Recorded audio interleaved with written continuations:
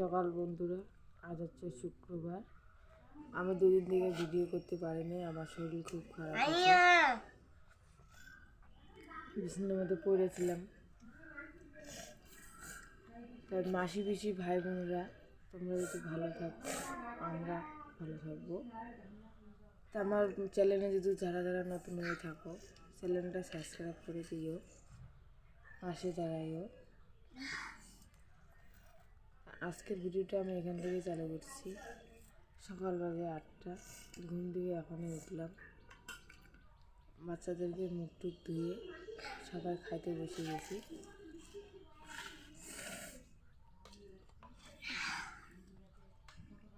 চালের গুঁড়া বানাইছি, কেউ কেউ বলে ছাতু নাকি, আমরা চালের গুঁড়া বলি।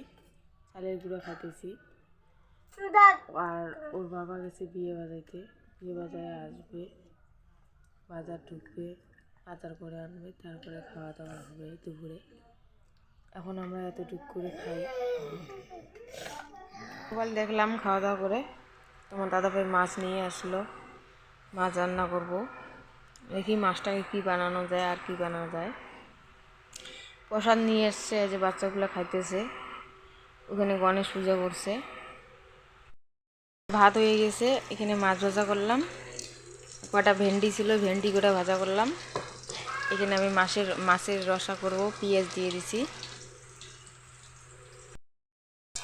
আর দিয়ে দিলাম মশলা, 1 চামচ লবণ আর অর্ধেক চামচ হলুদ। একে আমি অল্প একটু ভাজে নিব, তার উপরে মাছগুলো ছেড়ে দিব। মাছ দিয়ে দিলাম। এখন একটু হালকা জল দিব, হালকা জল দিয়ে দিলাম মাছটা সিদ্ধ করার জন্য। তোমরা চাইলেও কেউ কেউ আলু পটল দিয়ে বানাতে পারো এগুলা বাটা মাছ। তা আমি অল্পটুক জল দিয়ে খালি অল্প অল্প রসা করব। তারপরে তোমাদের দাদাভাই ঘুমাইছে, ডাইকে খাবার দিব। রাত্রে আসে নাই, বিয়ে বাজাতে গেছে, ঘুমায় আছে এখন। বিকেলবেলা খাওয়া দাওয়া করে আর কিছু করি নাই, একটু আরাম টারাম করে নিলাম।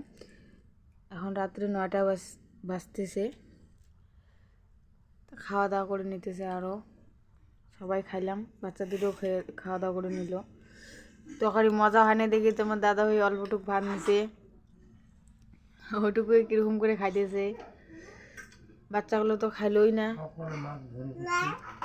মাছগুলো রসা করলাম, তোমার তো দেখলাই, তাও খাইতে চায় না, মজা হয় নাই বলে। মাছগুলোই ভালো লাগলো না। খাওয়া দাওয়া শেষ, সবাই মিলে খাওয়া দাওয়া করে নিলাম। এখন সবাই ছাকনা দেব, শুয়ে পড়বো। ছেলে দেখো ওইখানে শুয়ে আছে, মেয়ে ওর বাবার পিঠের মধ্যে চড়ে আছে। বাবা দিয়া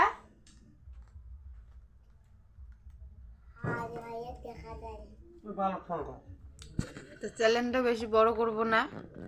রাতে 10টা বাজে গেছে, খাওয়া দাওয়া শেষ। এখানে একটা দুর্ঘটনা ঘটছে দেখে খাওয়া দাওয়াটা দেরি হয়ে গেল। একটা বোনের মাথা ফাইটে গেছিল, পায়খানা করতে গেছে। পায়খানা করতে যায় ওর কে যে পিছন পাক থেকে ঢেল মারছে, ওই ঢেলটা অন্যদিকে না যায় ওর মাথাতে লাগে গেছে, মাথাটা ফাইটে গেছিল। তো ওটা নিয়ে অনেকক্ষণ দৌড়াদৌড়ি করলো। তোমাদের দাদা ভাইও গেছিলো হাসপাতাল, যে বোনটাকে সেলাই করে নিয়ে আসলো। তাই এত রাত্রে হয়ে গেলো আজকে।